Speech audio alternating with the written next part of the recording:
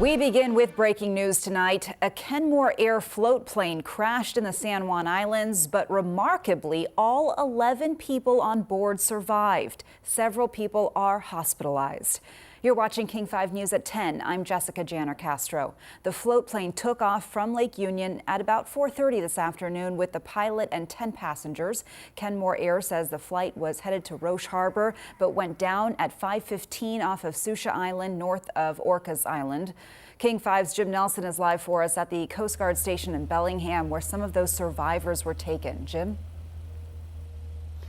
Yeah, Jess, we got some information from Kenmore Air that at one point 7 passengers were taken to the Coast Guard station here in Bellingham. We have gotten some new information that says all of those on board were eventually taken to hospitals. So we're still trying to clarify if some were taken here first or if this was simply a potential staging area for the possibility of patients coming. For what it's worth, we have seen ambulances associated with the Bellingham Fire Department coming and going throughout the night from that gated parking lot right behind me. Obviously, the next steps will be to figure out exactly what went wrong. The FAA and NTSB will handle that investigation. But I got to tell you, when you see the video, it really is remarkable that everyone survived. The plane caught fire after going down in Shallow Bay, now resting against the rocks on Susha Island.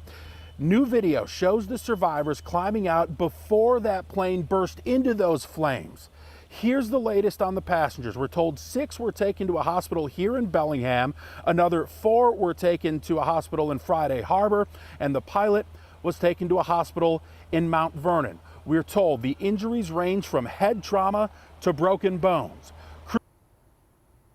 The Canadian Coast Guard and San Juan County all responded by air and by water. We're also told several Good Samaritan boats helped during this rescue.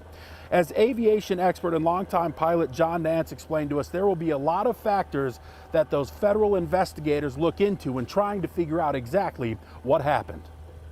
Yes, we've got some pretty good indications that weather might have had a role to play in this.